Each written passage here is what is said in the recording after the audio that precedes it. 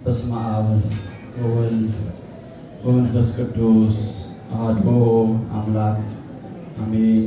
አቤቱ ቅድመ ዓለም የነበርክ ዓለምን አሳልፈህ የምትኖር የዘመናት ጌታ የአባቶቻችን አምላክ የእኛም አምላክ ጌታ እግዚአብሔር ሆይ ያለፈውን ጊዜ በሰላምና በጤና በሕይወት ጠብቀህ በቅዱሱ አደባባይ በቃል ኪዳን ታቦት ፊት ሁላችንን በደጅ ስለሰበሰብከን እናመሰግናለን። ክቡራን ሊቃውንተ ቤተ ክርስቲያን፣ እግዚአብሔር ልጆች፣ ምዕመናንና ምዕመናት ከሞት ድረስ በወደደን ባከበረን በአንዱ ጌታ በኢየሱስ ክርስቶስ ፍጹም ሰላም እንደምን ሰነበታችሁ? እንደምን አደራችሁ? እንደምን አረፈዳችሁ? አሜን። በተወደደው ሰዓት የጠራን በማዳኑም ቀን የረዳን ኃጢአታችንን ተጠይፎ ከእጆቹም እቅፍ ውስጥ አውጥቶ ያልጣለን በጎ ስጦታ ፍጹም በረከት መድኃኒት ኢየሱስ ክርስቶስ ክብርና ምስጋና ለስም አጠራሩ ይሆንልን። ጉባኤውን የሚያሞቀው እሳት እግዚአብሔር መንፈስ ቅዱስ በልማድ ሳይሆን በእምነት የምንሰማበትን የልቡናችንን ጆሮ ይክፈትልን። እኔም ቆሜ እንድማር እናንተም ተቀምጣችሁ የእሱን ድምፅ በጋራ እንድንሰማ ጊዜውን ስለፈቀደልን ክብር ሁሉ ለእርሱ ይሁን። እንደ እግዚአብሔር አምላካችን ቅዱስ ፈቃድና ሐሳብ ባለችን ጥቂት ጊዜ የምንማማርበት የትምህርታችን መነሻ ርዕስ አድርገን የምንነሳው አብ አጽናኙን ይልክላችኋል፣ እርሱም የእውነት መንፈስ ነው በሚል ኃይለ ቃል መነሻነት ይሆናል። የዮሐንስ ወንጌል ምዕራፍ 14 ቁጥር 16 ላይ የምናገኘው መለኮታዊ ኃይለ ቃል ነው። ፀሐዩ ኢየሱስ ክርስቶስን ያየነባት ሰማይ እናታችን ቅድስት ድንግል ማርያም ስለ ሁላችንም በልጇ ፊት ትቁምልን። አብ አጽናኙን ይልክላችኋል፣ እርሱም የእውነት መንፈስ ነው። ይህንን ቃል የተናገረው ጌታችንና መድኃኒታችን ኢየሱስ ክርስቶስ ለደቀ መዛሙርቱ የተናገረው መለኮታዊ ኃይለ ቃል ነው። ደቀ መዛሙርቱን ሰብስቦ ጌታ መድኃኔዓለም ኢየሱስ ክርስቶስ እንዲህ ሲል እንደነገራቸው የዮሐንስ ወንጌል 14ኛው ምዕራፍ ከቁጥር 1 ጀምሮ እስከ 17 ስንመለከት ገጸ ንባቡ አውዱ የሚያስረዳን እንዲህ ነው። ጌታ ለደቀ መዛሙርቱ እርሱ እንደሚሄድና በዛም ደግሞ አብረውት ካደረበት እያደሩ ከዋለበት እየዋሉ ተአምራቱን እያዩ እያደነቁ ሁሉን ትተው ለተከተሉት ለደቀ መዛሙርቱና ለሌሎችም ቤተሰቦቹ አጠቃላይ ስፍራ እንደሚያዘጋጅላቸው ከነገራቸው በኋላ በዛ ደግሞ እኔ ወዳለሁበት እናንተ ደግሞ ትመጣላችሁ፣ እወስዳችኋለሁ በማለት ከነገራቸው በኋላ እንዲህ ሲል ነው የተናገረው። አብ አጽናኙን ይልክላችኋል፣ እርሱም የእውነት መንፈስ ነው። የሚያጸና ነው እግዚአብሔር መንፈስ ቅዱስ። እግዚአብሔር መንፈስ ቅዱስ ከሦስቱ አካላት አንዱ አካል ነው። እግዚአብሔር መንፈስ ቅዱስ ከሦስቱ ቅዱስ አንዱ ቅዱስ ነው። እግዚአብሔር አብ፣ እግዚአብሔር ወልድ፣ እግዚአብሔር መንፈስ ቅዱስ በስም ሦስት በግብር በአካል እያልን የምንጠራቸው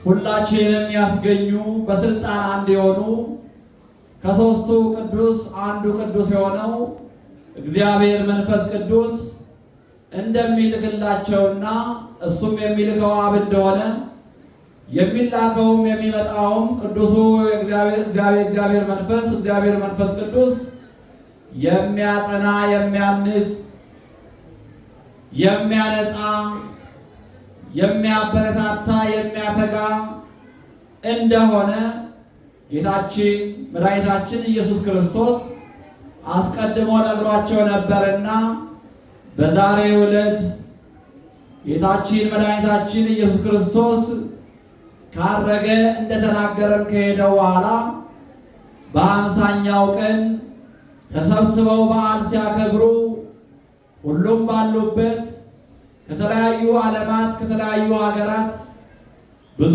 ሕዝብ በተሰበሰቡበት አንድም ልብ አንድም ሐሳብ ሆነው በነበሩበት ሰዓት የተናገረው ይመጣል ያለው ጌታ መድኃኒዓለም ኢየሱስ ክርስቶስ አብ ይልክላችኋል ይሰጣችኋል ያለው መድኃኒዓለም ኢየሱስ ክርስቶስ እግዚአብሔር መንፈስ ቅዱስ በእነርሱ ላይ ወረደ ይላል። የጌታ መንፈስ እግዚአብሔር መንፈስ ቅዱስ በእያንዳንዳችን ሕይወት ውስጥ ይምጣልን፣ በእያንዳንዳችን ቤት ውስጥ ይግባልን፣ በእያንዳንዳችን ኑሮ ውስጥ ጤና ውስጥ የእግዚአብሔር ቅዱስ መንፈስ ይቆጣጠርልን። እግዚአብሔር መንፈስ ቅዱስ የሚያጸና መንፈስ ነው። እግዚአብሔር መንፈስ ቅዱስ ከሌለ በሕይወታችን ውስጥ እኛ ምንም ነን። ምን ይላል በትንቢተ ዘካርያስ ምዕራፍ 4 ቁጥር 6 ላይ በመንፈሴ እንጂ በኃይላችሁ በብርታታችሁ አይሆንም ይላል። ማንኛውም ሰው እግዚአብሔር መንፈስ ቅዱስ ሲያግዘው ነው። እግዚአብሔር መንፈስ ቅዱስ ሲያጸናው ነው። እግዚአብሔር መንፈስ ቅዱስ ሲያበረታው ነው። ለሚያገለግለው ለሚያመልከው በክርስትና ሕይወታችን እናገልግለው፣ በክርስትና ሕይወታችን እንጽና ብንል ያለ እግዚአብሔር መንፈስ ቅዱስ አጋዥነት ብቻችንን ምንም ማድረግ አንችልም። ደቀ መዛሙርቱ የሚፈሩ ነበሩ፣ አልጠነከሩም ነበረ። ይሄንን የሚያውቅ እግዚአብሔር፣ ሁሉን ጠንቅቆ የሚያውቅ እግዚአብሔር ወደ ዓለም ሲልካቸው ደንግጠው እውነትን ከመናገር ፈርተው እውነትን ከመናገር ወደኋላ እንዳይሉ የመንግስቱን ወንጌል ለዓለም እንዲያዳርሱ ይሄ እግዚአብሔር ቅዱስ መንፈስ ሊያጠነክራቸው ሊያበረታቸው ስለሚገባ ወደ ደቀ መዛሙርቱ አብ ልኮላቸዋል። ሕይወታቸው እንዲበስል የበሰለ ሕይወት እንዲሆን ምንም አይነት ፍርሃት እንዳይኖርባቸው ምን እንናገራለን እንዳይሉ ጌታም አስቀድሞ ተናግሮ ነበረ። በሰው ፊት ስትቆሙ፣ በሸንጎ ፊት ስትቆሙ ምን እንናገራለን ብላችሁ አታስቡ፣ የእግዚአብሔር መንፈስ እሱ ያቀበላችኋል ብሏቸዋልና የእግዚአብሔር ቅዱሱ መንፈስ እንዲያበረታቸው እንዲያጠናቸው በአቋማቸው በተረዱት እውነት እንዲበረቱ በሃይማኖት እንዲጸኑ ሌላውንም እንዲያጸኑ እግዚአብሔር መንፈስ ቅዱስን ልኮላቸዋል። በዚህ ሰዓት በእሳት አምሳል በተቆራረጠ እሳት አምሳል በሁሉም ላይ ወርዶ ሁሉንም ተቆጣጥሮ ነበርና በእያንዳንዳቸው ቋንቋዎች ይናገሩ ነበረ። የጌታ ደቀ መዛሙርት ከተለያዩ ዓለም ነው የመጡት። ከተለያዩ ዓለም የመጡትን የሰበሰቡትን ሁሉም በቋንቋቸው ይህንን እውነት መስማት ስላለባቸው እግዚአብሔር መንፈስ ቅዱስ የሁሉንም ቋንቋ በየሀገሩ ያለውን ቋንቋ በአጠቃላይ ለደቀ መዛሙርቱ ገለጸላቸው ነው። በዛሬው ዕለት እውነቱን ለዓለም መድኃኒዓለም ይግለጽልን ገለጸላቸው። ከገለጸላቸው በኋላ እያንዳንዱ የተለያየ ቋንቋ ተናጋሪ ነው። በዛ የተሰበሰበው ከተለያየ ሀገር የመጣ ነው። የተለያየ ቋንቋ፣ የተለያየ ባህል፣ የተለያየ ቀለም ያለው ሕዝብ ነው።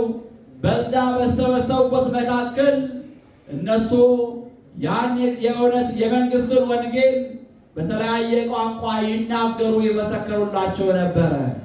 መንፈስ ቅዱስን ወደ እያንዳንዱ ጆሮ ይህንን ምስክርነት ያመጣ ነበረ። ይሄንን ባዩ ሰዓት ከተለያየ ሀገር የተሰበሰቡ ሰዎች ተገረሙ፣ ተደነቁ ይላል። ምንድነው የገረማቸው? ምንድነው የደነቃቸው? የእኛን ቋንቋ እንዴት ሊያውቁ ቻሉ? የእኛ ሀገር በዚህ ስፍራ አይደለም፣ የእኛን ቋንቋ ይናገራሉ። ምክንያቱም በየቋንቋቸው ይሰሙ ነበረ ምስክርነቱን፣ ስብከቱን፣ አገልግሎቱን በእያንዳንዳቸው ቋንቋ ይናገር ነበረ። ገላጩ መንፈስ ቅዱስ ለሁሉም የሁሉንም ቋንቋ ገልጾላቸው በዛ መሰረት ይነግሯቸው፣ ያስተምሯቸው፣ ይናገሯቸው ነበረ።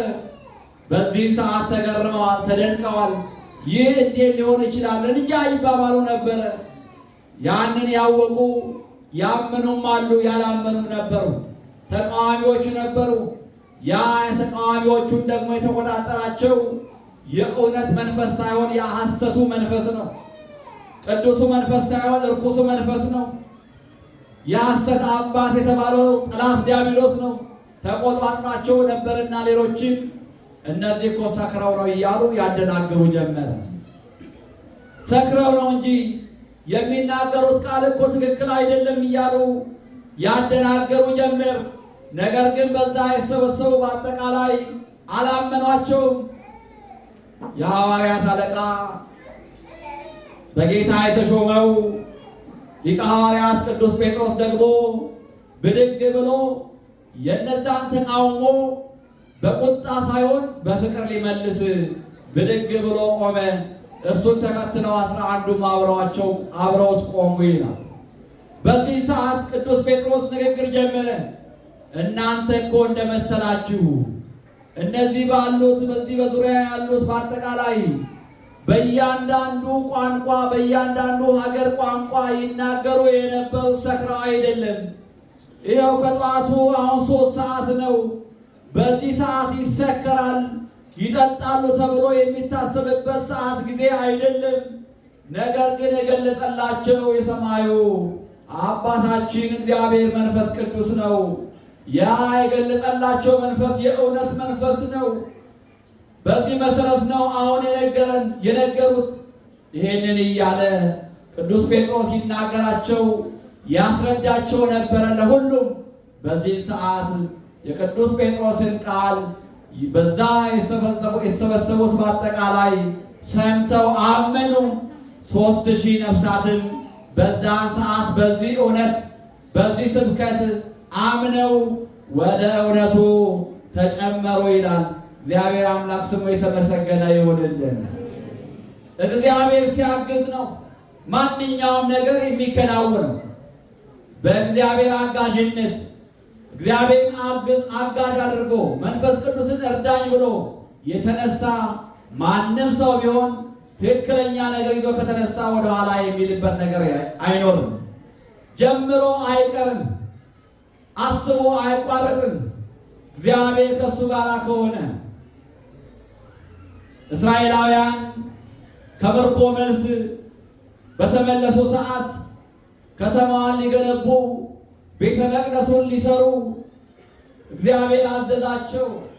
ነቢዩ ሐጌ ከእግዚአብሔር የሚመጣውን ቃል ይነግራቸው ነበር። በዛን ሰዓት እንዴት እንችላለን የሚልም የሚጠራጠርም ልብ ነበራቸው። እግዚአብሔር እንዲህ ይላል አላቸው። እግዚአብሔር ለሐጌ የገለጸለት እንዲህ በላቸው አለ። ቤቱን ለመስራት ወደ ኋላ እንዳይሉ በመካከላችሁ መንፈሴ በመካከላችሁ ይኖራልና አትፍሩ አላቸው።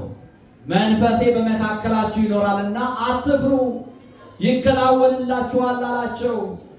ትንቢተ ሐጌ ምዕራፍ 2 ቁጥር 5 ላይ የምናገኘው ኃይለ ቃል የእግዚአብሔር ልጆች እኛ የእግዚአብሔር ነን። ሁላችን በ40 በ80 ቀን ይህን ቅዱስ መንፈስ ተቀብለናል።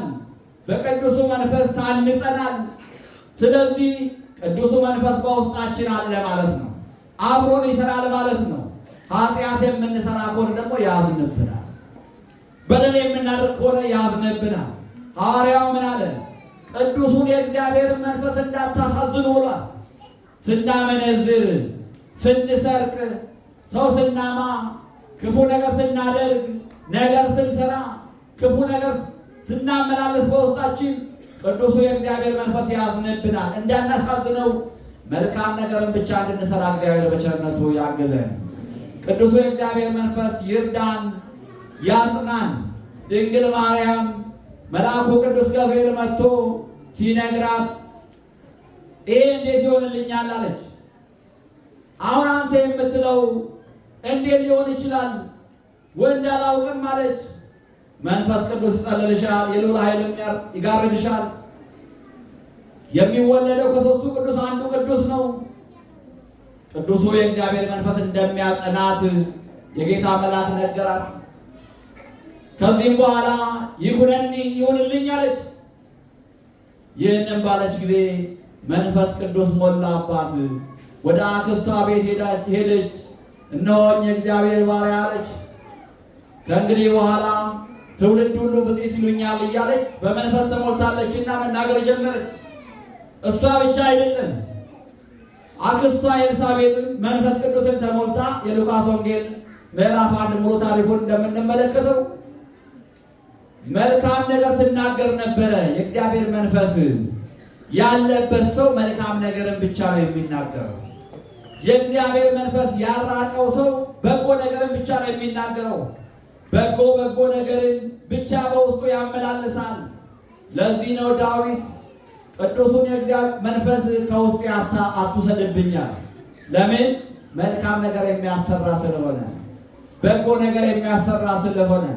መንፈስ ቅዱስ ሁለንተናችንን ከተቆጣጠረ የምንሰራው መልካሙን ብቻ ነው። ቅዱሱ የእግዚአብሔር መንፈስ ሁለንተናችንን ይቆጣጠርልን፣ ያጽናን፣ ያበርታን፣ ያትጋን። አብ አጽናኙን ይልክላችኋል ባለው መሰረት የእውነት መንፈስ ጌታ እግዚአብሔር መንፈስ ቅዱስ በዛሬው ዕለት በደቀ መዛሙርቱ በ50ኛው ቀን በጽርሐ ጽዮን ተሰብስበው ሳሉ የወረደበት ቀን ታላቅ ዕለት ነው። የዛሬው ዕለት ቤተ ክርስቲያን የተመሰረተችበት ታላቅ ዕለት ነው፣ ልደቷ ነው። ከዚህ በኋላ ሁሉም ተነስተው በቅዱሱ መንፈስ በስለዋል፣ ጠንክረዋልና ሳይፈሩ ወንጌልን ይመሰክሩ ጀመረ። በ12 ሰው ስብከት ነው ይኸው ዓለሙ ሁሉ የተዋወቀው። ክርስትና የተለያየ የራሱ አመለካከት ቢኖረውም የተለያየ ዶክትሪን ቢኖረውም የእግዚአብሔር ልጆች በዓለም እግዚአብሔርን ያስተዋወቁት እግዚአብሔር አብ፣ እግዚአብሔር ወልድ፣ እግዚአብሔር መንፈስ ቅዱስ እያሉ በአብ በወልድ በመንፈስ ቅዱስ ስም እያጠመቁ ወደ እግዚአብሔር ሁሉንም ያመጡት ክርስትናን የሰበኩት ጥቂት ሰዎች ናቸው። በእነዚህ ጥቂት ሰዎች የሰራ እግዚአብሔር መንፈስ ቅዱስ ነው። በሁላችንም ይስራል። እግዚአብሔር ሲያግዝ ከባድ የሆነው ቀላል ነው። እግዚአብሔር ከኛ ጋር ሲሆን ነገሮች ሁሉ ይከናወናሉ። ተራራው ይናዳል፣ ኮረብታው ይስተካከላል። እግዚአብሔር መንፈስ ሲያግዝ ማለት ነው እቅዳችንም ይከናወንልናል። በሕይወታችን በክርስትና ሕይወታችንም ሆነ በስጋዊ ለኑሯችን የምናስበው የምናቅደውም ነገር ሁሉ እግዚአብሔር መንፈስ ቅዱስ አንተ አሳካልን እንበለው። እግዚአብሔር መንፈስ ቅዱስ እቅዳችን ሁሉ ያሳካልን፣ በሃይማኖታችን ያጽናን፣ ከኃጢአታችን ይጠበን፣ ይቀድሰን፣ ከክፉ ነገር ሁሉ ይጠብቀን። ወስብሐት ለእግዚአብሔር። ይቆየን።